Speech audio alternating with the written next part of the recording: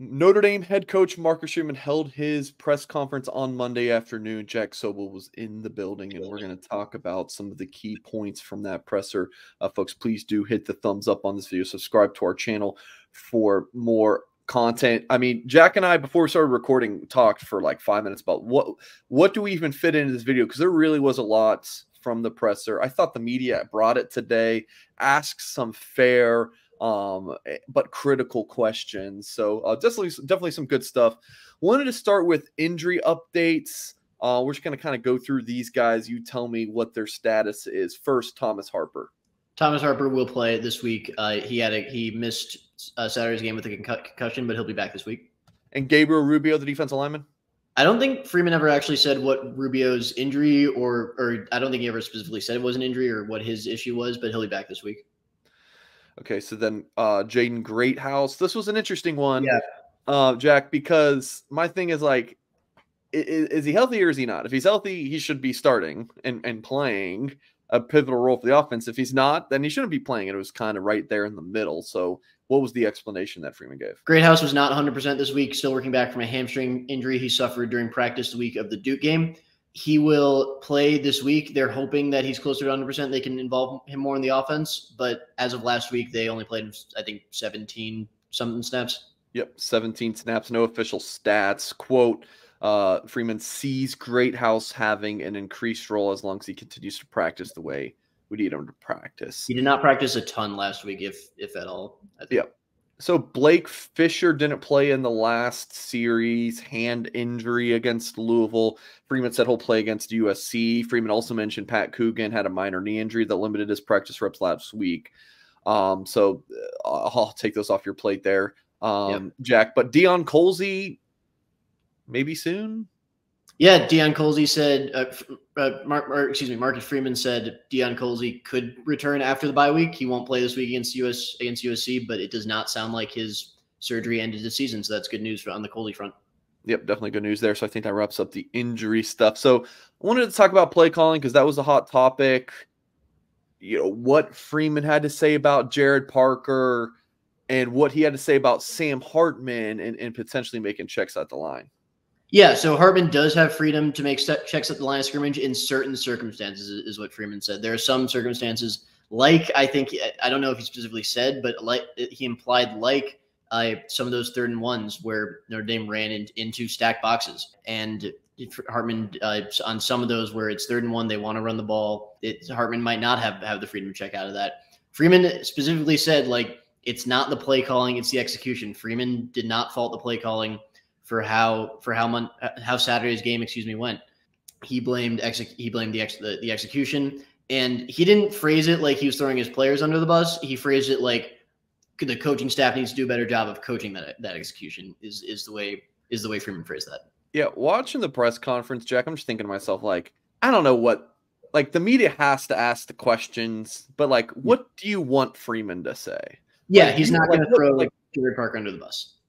Yeah, I mean, I could see Freeman throwing Parker under the bus even. Like, I could see that happening. But he's not going to be like, I mean, guys, you know, Joe Schmo sucks. Like, he can't block. Or like, yeah, our quarterback's no good. Like, what do you think Freeman's going to say? So, like, if anyone's, like, listening to the press conference and be like, I disagree with you, Freeman. It's this, like, you've got to understand that he has to protect people. Like, he's not just going to go out and throw people under the bus for the sake of what? So, you know, you kind of got to parse through some of the stuff in the press conference and be like, what is he like? You kind of got to determine it for yourself. Like, what is he like? Who is he protecting? What is just, you know, the genuine honesty? So I always find that interesting press conferences. So just folks, like, you got to understand that. You know, something I thought Freeman was kind of protecting was the play of the offensive line. Freeman said that I think the word he used was decent as far as offensive line play. But then he said, you know, he doesn't blame the play calling, and also the key to the offense is establishing the run is a phrase he used a couple times. So if it's not the play calling, it's not the play design, it's not the offensive line, is he saying it's just the running backs? Then he's protecting someone. I gotta assume that I think that Freeman is kind of protecting the play of his offensive line here. And he said, like, listen, it's it's a whole team thing. Yeah. It's like a car. Like there's not one thing. There's not one person at fault 100% for the play of the offense. Yeah, it's like if one part of your car is not working, then your car's might not run, or it's going to run very poorly. It's the same thing with an offense. It's everyone involved. Speaking of the offense, so in the 2023 recruiting class, Notre Dame brought on Jaden Faison as a preferred walk-on who was going to play scholarship lacrosse. And my understanding is that if you do both sports, right, he comes on lacrosse scholarship, but the second you play football, you become a football scholarship guy. And obviously he played, and Freeman was asked, and he said, yep, he's on scholarship. Yeah, Freeman said Faison is on scholarship. He was on the scout team as recently as a few weeks ago, but they kind of they've always recognized that he's talented enough to play scholarship Division I FBS, I think, football.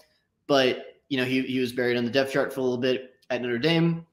Some injuries happened. They kind of brought him up from the scout team to the depth chart, not on the official written depth chart, but at this point in the season, that really doesn't matter.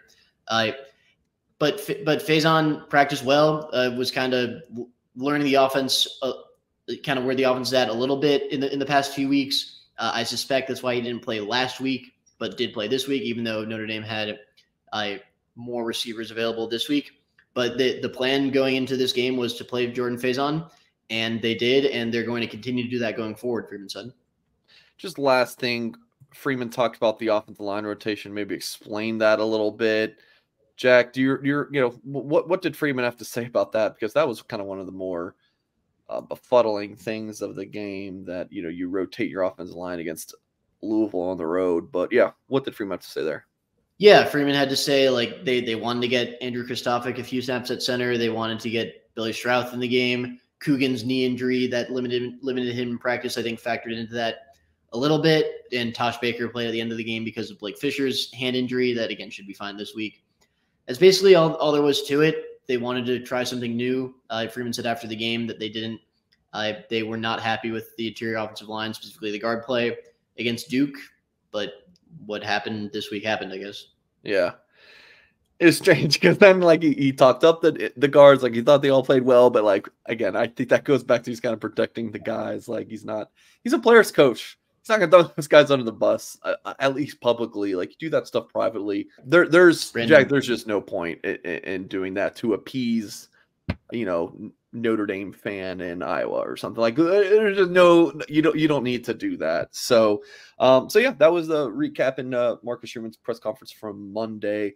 Make sure you guys hit the thumbs up on this video, subscribe to our channel for more content, stay tuned to our Blue and Gold YouTube channel for much more throughout the week, and head to blueandgold.com for much more. Our current offers, I should say, $1 for 1 month, or you can get 50% off your first year. This is for new subscribers, both monthly, again, $1 for your first month, or if you just want to take the plunge for an annual subscription, it's half off. So please check that out at blueandgold.com. And as always, folks, we will catch you next time.